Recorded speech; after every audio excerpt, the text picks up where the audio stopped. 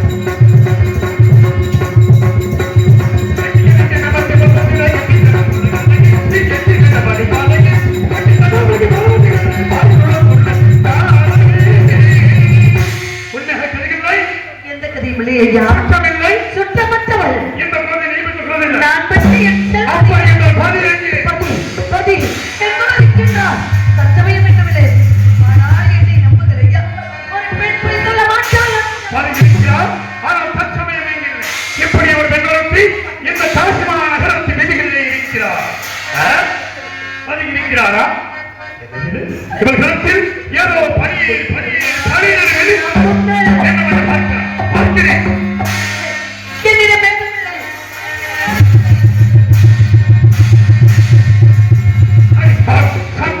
இந்த உலகத்தில் எந்த இடத்திற்கு போனாலும் இதை வைத்து எதை நாம் நினைத்து வாங்கலாம். ஒன்றுமில்லை. இதை வைத்து எதை வைத்து ஒன்றுமே இல்லை. ஒன்றுமே இல்லையா? ஒரு கழுத்தில் இருக்கும் தாலியை விட்டு கூறி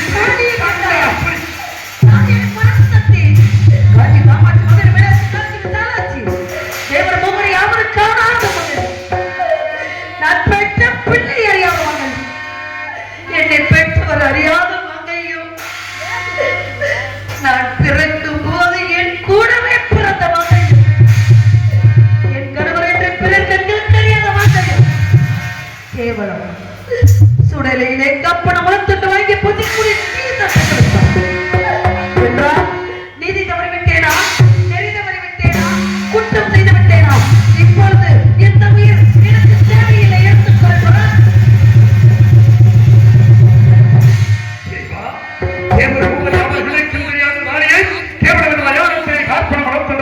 வாங்கி பிழைக்கின்ற நீச்சல் கண்டான் என்று நெருப்பினை பிறந்த உருவாக துணைக்கின்றானே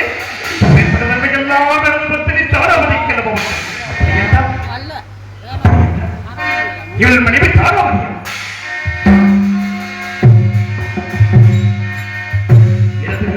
குழந்தை என் மகன் ரோஜிதாசனா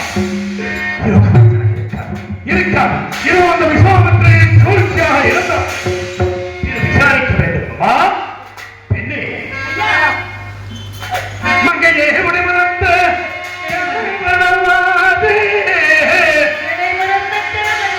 மற்றொருவர்களுக்கு தோன்றாத மாங்கல்யத்தை தங்கமுத்த புலையின் தென்னில் தானவும் வைத்தார் என்று அங்கமுண்டு வாடுகின்ற பெண்ணே பெண்ணே பெண்ணே கணவனது பெயர்தான் என்ன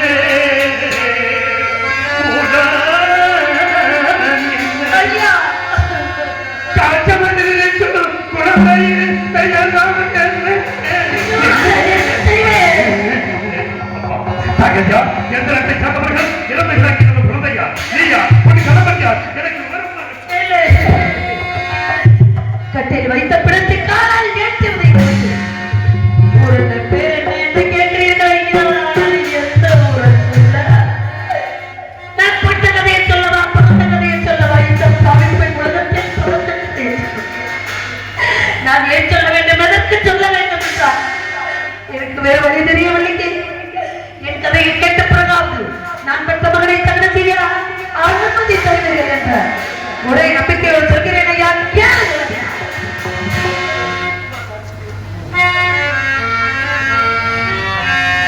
யாரென என்று கேட்ட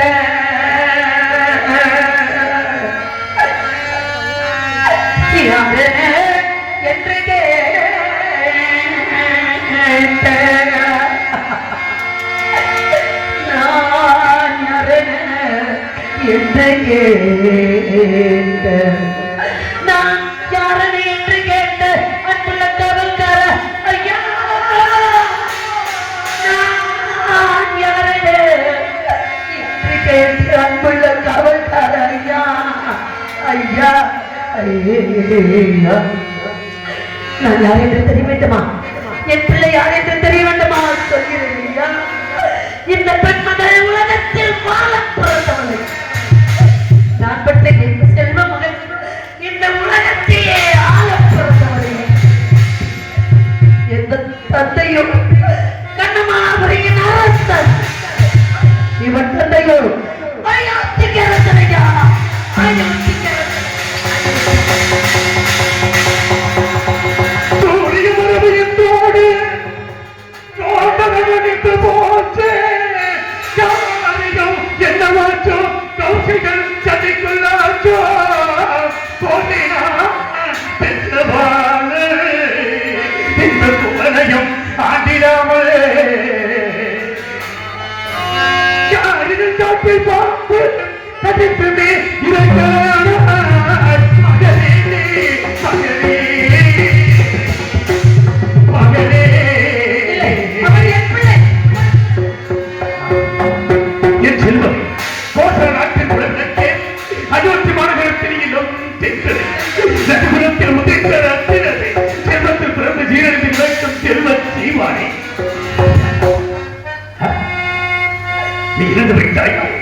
நான் இறந்து எனக்கு கொல்லி போடுவாய் என்று நினைத்தேனே ஆனால் நீ வந்து விட்டாய் உனக்கு கொல்லி காசு கூட வழி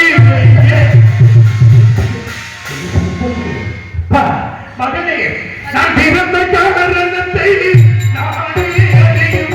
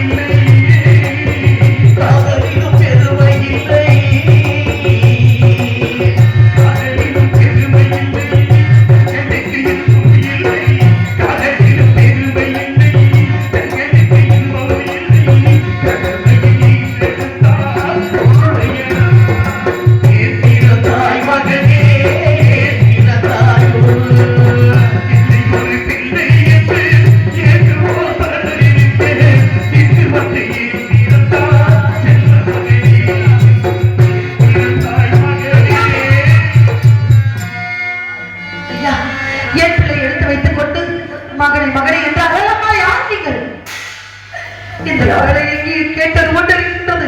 எனக்கு சம வேளையிலே இந்த குரல் கூட எனக்கு தெரிந்தாலும் தங்கள் முகமே எனக்கு தெரியவில்லை. தயவு செய்து என் உயிரை இந்த இடத்திலே நிற்பதற்கு முன்பாக யார்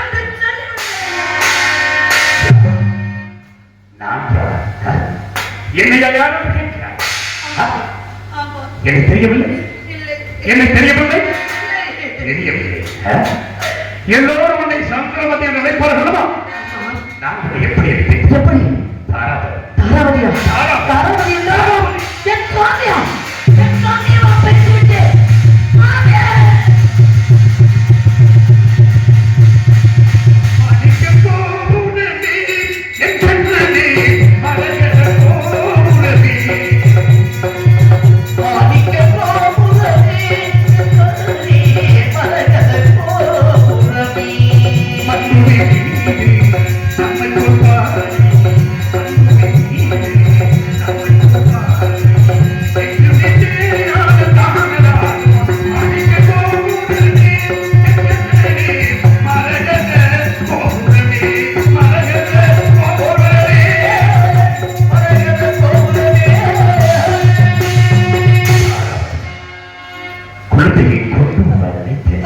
ஆனால் கொண்டு வந்து விட்டாய். சுவாமி, தெப்பை சேகரிக்க சென்ற பாலகன் அருள் தேடி இறந்து விட்டார். விதியை அளித்தது.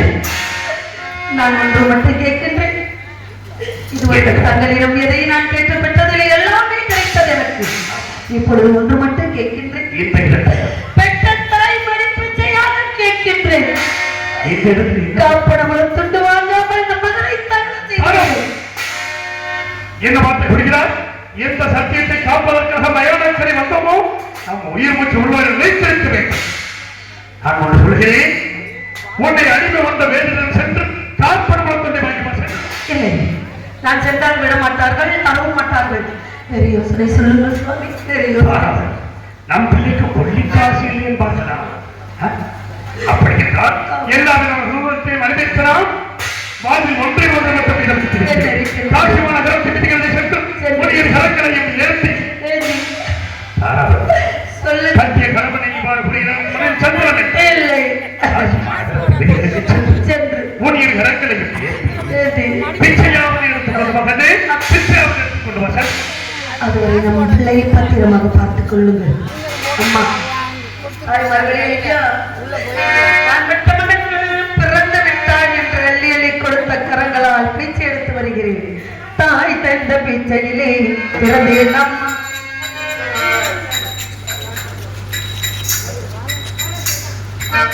தாய் தந்த பிச்சையிலே பிறந்தேன் அம்மா.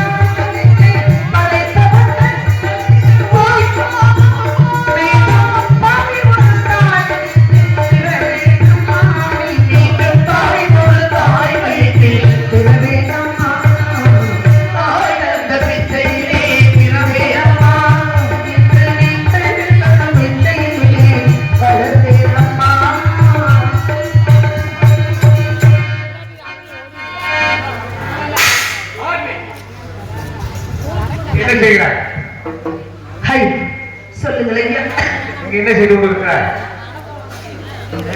காசிராசன் கனகவேந்தனை கைத்தெழுத்து கொண்டு விட்டு இங்கே கனகவேந்தனை பேசிவிட்டு இங்க என்ன செய்து கொண்டிருக்கிறார்? காசிராசன் கனகவேந்தனை பேசிவிட்டு நீரஜ ஜாலிக்கு வேலைக்காமல்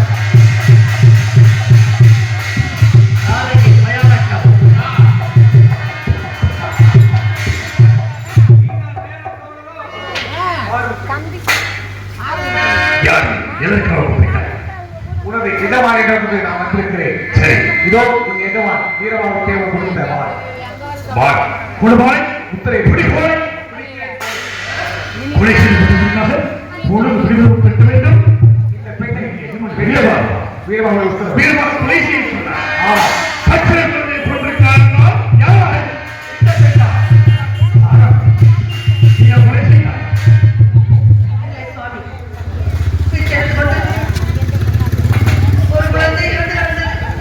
பிள்ளையே என்று எடுத்து அழுது குழப்பிக் கொண்டிருந்தேன். குற்றவாளி கொலைகாரி என்று கொண்டு வந்து நிறுத்தி விட்டார்கள். சொல்லுங்கள் சுவாமி. நீ தவறு செய்வதற்கு நோக தெரியும். இருந்தாலும் எஜமானி கத்தரை மற்றையா உன்னை எப்படி வெட்டுவேன் கண்ணே? உன்னை நான் எப்படி வெட்டுவேன்? வெட்டி தாண்டிட வேண்டும். சத்தியத்தை காத்திருந்த சுவாமி வெட்டவா? அப்படி என்றால் என்னை விட்டு போவதற்கு நீ புரிந்து வைத்தாய். ஹரி வண்ணக்கிளியே இங்கு தன்னந்தனியே என்னை விட்டு விட்டு போக சம்மதமோ? ஹரி வண்ணக்கிளியே இங்கு தன்னந்தனியே என்னை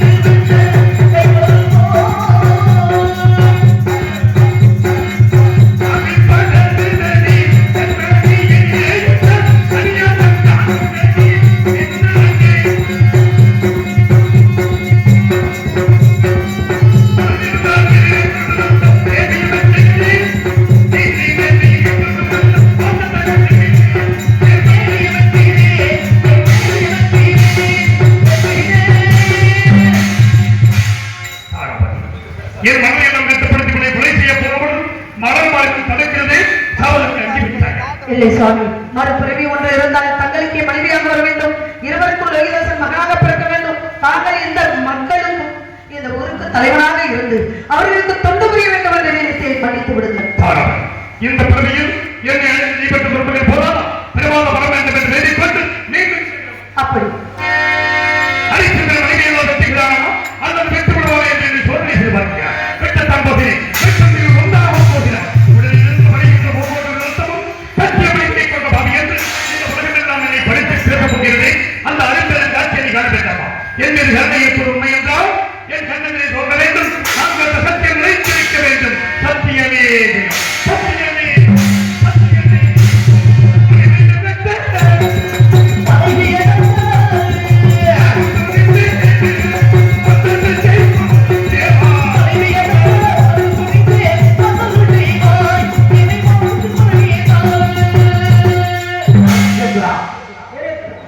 என்னைப்பா நானே படியளக்கும் பரமசிவன் உன் எதிரிலே காட்சியளிக்கின்றேன்.